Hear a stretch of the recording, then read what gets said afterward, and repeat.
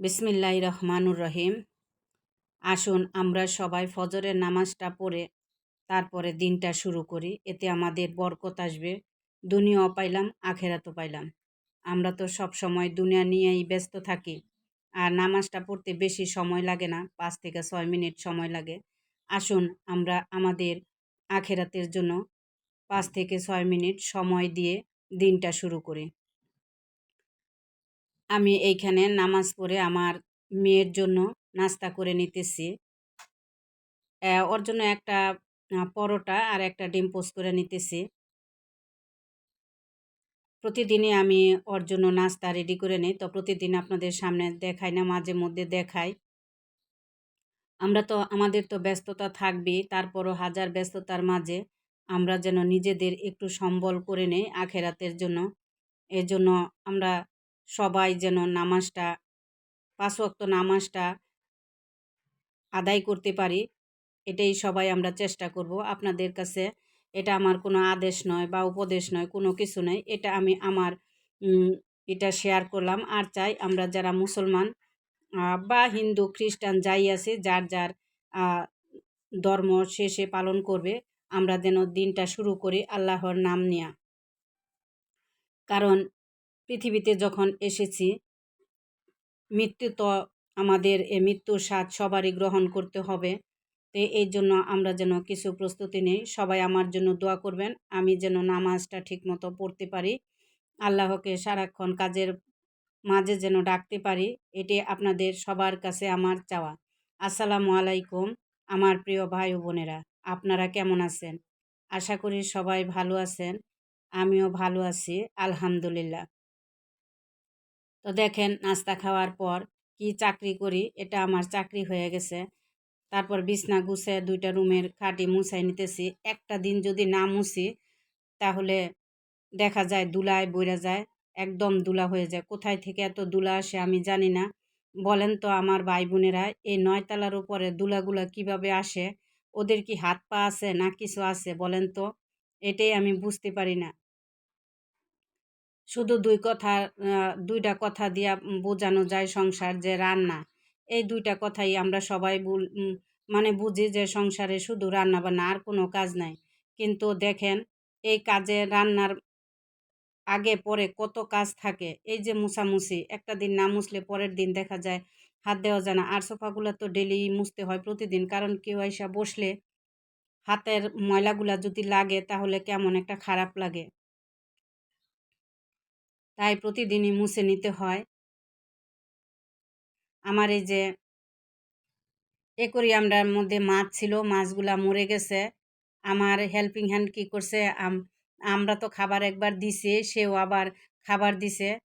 পরে বলতে পরে দেখি যে আমার মাছগুলা সব মরে গেছে, আর খাবারগুলা বাইসা আছে। পরে আসার পর পরের দিন পরে আসার পর বললাম যে, শেফালি তুমি কি আমার মাছের খাবার দিছো? বলে যে, হ্যাঁ খালা খাবার দিছি, খাবার নাই এই জন্য আমি খাবার দিছি। সে তো বুঝে না, ইচ্ছা মতো খাবার দিছে। একদম মাছ, আমার সবগুলা মাছ মইরা ফুইলা উঠছে। এরপরে এখন আর মাছ আমি কিনি না। মানে হাসতে হাসতে মইরা যায় তার এরকম কথা শুইনা।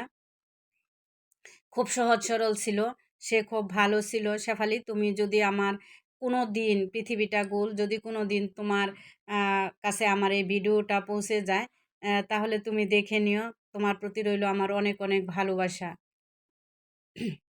তুমি সত্যিই খুব ভালো ছিলা। এজন্য তোমার প্রতি এই ভিডিওর মাধ্যমে আমি তোমাকে ভালোবাসা জানাইলাম। তো এই যে দেখেন, মোছামুছি শেষ করে এখন রান্না করতে আসলাম। আজকে বড় বড় শিং মাছগুলো আনছিল, অনেক বড় বড়, ভিডিওতে তেমন একটা বড় দেখা যায় না। মাছগুলা খুবই বড় ছিল। পরে এই যে রান্নায় চলে আসলাম, মাছগুলা কাইটা ধুইয়া ভালো করে ফ্রেশ করে রাইখা। তো এই যে একটা পাতাকপি ভাজি করে নিতেছি। জানেন, আমি আপনাদের কাছ থেকে শিখছি প্রেসার কুকারে সব সিদ্ধ করে। এগুলো আমি কিন্তু আগে জানতাম না যে প্রেসার কুকারে সবজি সিদ্ধ করতে হয়। গতকাল ভিডিওতে আমি সিদ্ধ করার দেখাইছিলাম। তো আজকেও এই যে দেখেন, পাতাকপিটা কিন্তু আমি প্রেসার কুকারে সিদ্ধ করে নিছি। ভিডিও থেকে কি না শিখছি বলেন? অনেক কিছুই শিখছি ভিডিও থেকে। আপনাদের ভিডিওগুলা দেখে আপুরা অনেক কিছুই শিখার আছে। তারপরও আমরা কেন টাইনা দেখি? যতই আমরা ভিডিও করি না কেন তারপরও আমাদের অনেক কিছু শেখার আছে। আমি তো অনেক কিছু দিনের দিন সব কিছুই শিখতেছি। কালকে আপনাদের দেখাইছি যে আমি গোলা রুটি কিভাবে বানাই। গোলা রুটিগুলা তো আমি একেবারেই বানাইতে পারি নাই। তারপর লাস্টে তেল দিয়া ২ টা মানে বানাইছি। ভাবলাম যে না দিয়ে দেই, দেখুক আপুরাও যে আমি চেষ্টা করছি, আমি পারি নাই, ব্যর্থ হয়ে গেছি। তো আপুরা দোয়া করবেন যেন আমি ব্যর্থ না হয়ে গোলা রুটিটা বানাইতে পারি। কারণ আমার হাতে ব্যথা, মানে রুটি ছাড়া আমার চলে না, তারপরে হাতে ব্যথা, রুটিটাও বেলতে পারি না। এখন এই জন্য ভাবতেছি যে গোলা রুটিটা দেখবো চেষ্টা করে পারি কিনা। তা এখন আমি লাউয়ের শাল রান্না করে নিব।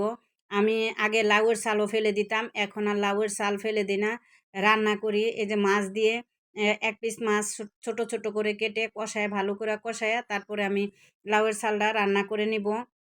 তো লাউয়ের শালটা রান্না করে খাওয়ার পরেই আমি বয়স দিতেছি। এত মজা হয়েছে মানে বলার মতো না। আপনারও এভাবে এক পিস মাছ ছোট করে কাইটা দিয়ে রান্না করে দেখবেন।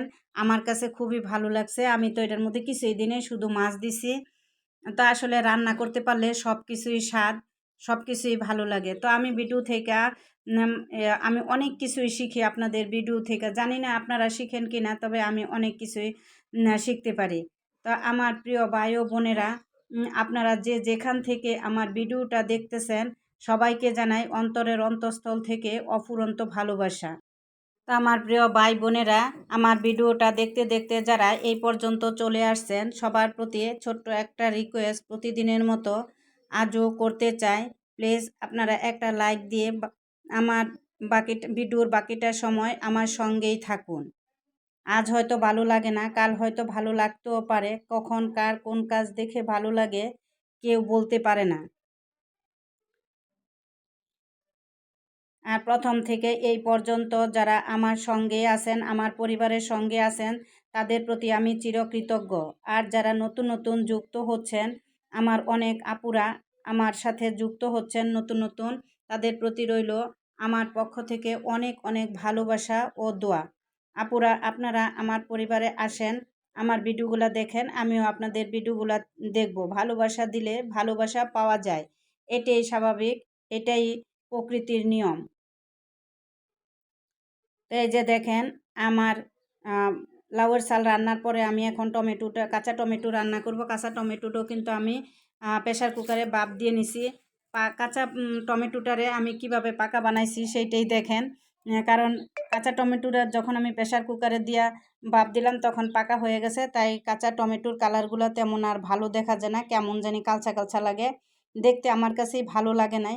তারপরে কি করবো, ওই যে সঞ্চয় কথাটা চলে আসে, হিসাব কথাটা চলে আসে, তাই হিসাবের কথা চিন্তা করে এই তো আমি প্রেশার কুকারে দিয়া শিষ দিয়ে নিছি। তবে ভালোই হয়েছে, খারাপ হয় নাই। খাওয়ার পরে আমি বয়স দিতেছি, টমেটোর তরকারিটাও সেই হয়েছে, অনেক ভালো লাগছে। তো এভাবে আমরা একটু একটু করে মানে শিষ দিয়ে একটা করে প্রেশার কুকারে শিষ দিয়ে নিলে আমাদের অনেকটা সাশ্রয় হয়। আর এখন সবজির যেই দাম বাড়ছে, মানে অনেক দাম বাড়ছে। এর আগে মাঝখানে কয়েকদিন দাম কম ছিল, আইসা বলতো বাজার থেকে যে না একটু দাম কমছে। তা এখন গতকাল বাজার করে নিয়ে আসা বলতেছে যে সবজির দাম আবার বাইরে গেছে গা। কি আর বলবো, বলার কিছুই নাই। মধ্যবিত্তদের হইছে যত জ্বালা। কারণ আমাদের তো খাইয়ে অভ্যাস হয়ে গেছে, ভালো ভালো খাইয়ে অভ্যাস হয়ে গেছে, এখন না খাইলেও পারি না। না না পারি না খাইয়ে থাকতে, না পারি খাইতে। এখন যে কি অবস্থা, মানে এটা বলার কোনো কিছুই নাই, বলার মতো কোনো ভাষা নাই, কিছু নাই, মানে বলার কোনো ভাষা নাই। এত দাম বেড়ে গেছে, কি আর বলবো বলেন। তো এই যে আমার টমেটোর তরকারিটাও হয়ে গেছে। তা আমার মেয়ে আগেই বলছে যে আম্মু আমি কিন্তু আজকে দুপুরে খাবো না। না বলে ঠিক আছে, তারপরে তো রান্না করতে হয়। ও সকালে নাস্তা খাওয়া যায়, বেশিরভাগ সময় দেখা যায় বাহিরে খায়। ও বাহিরের খাবার খাইতে বেশি পছন্দ করে। তা আমরাও বলি, আমি মাঝে মধ্যে রাগ করলেও আমার হাজবেন্ড বলে যে না, রাগ করো না, এখনই সময়, মেয়ে মানুষ কোথায় গিয়া খাবে, নিজের জীবনটারে এনজয় করুক, ও খাক, ও যত খাক, খাইয়া তৃপ্তি আসলে তখন আর খাওয়ার প্রতি কোনো অনীহা আসবে না। তো বাবা মানে দেয়, প্রশ্রয় দেয়, এই জন্য সে আরও এগুলা করে, মানে বাহিরের খাবারগুলা খায়। বাসায় খুব কমই খায়, যেদিন বাসায় থাকে সেই দিনও দেখা যায় যে চলে যায় যে না আমি বাসায় খাবো না, আমি করবো, ফাস্টফুডটা বেশি খায়। তো এই যে প্রতিদিনই আমার এই যে ভাত বেশি হয়, প্রতিদিন তার আপনাদের সামনে দেখায় না, মাঝে মধ্যে দেখায়। এই যে দেখেন, ও যদি দুপুরে রাতে খাইতো তাহলে আমার এই ভাতগুলা থাকতো না, গতকালের ভাত সবগুলাই রয়ে গেছে। এখন এই যে আমরা দুজন খেয়ে ফেলবো, ভাতগুলা গরম করে নিতেছি। তো আজকেও সে বাসায় খাবে না, বাহিরে খাবে। তো বাহিরে খেয়ে আমাদের জন্য 2 পিস নিয়ে আসছে, দুজনের জন্য। তো আপনার ভাইয়ারটা আপনার ভাইয়া খেয়ে ফেলছে, আর আমারটা আমি খাই নাই। তো এই যে আপনাদের সাথে শেয়ার করলাম। আমি এখন বিকালে নাস্তা করতেছি এটা দিয়ে। তো নাস্তা করতে করতে আপনাদের কাছ থেকে বিদায় নিতেছি। সবাই ভালো থাকবেন, সুস্থ থাকবেন। আল্লাহ হাফেজ।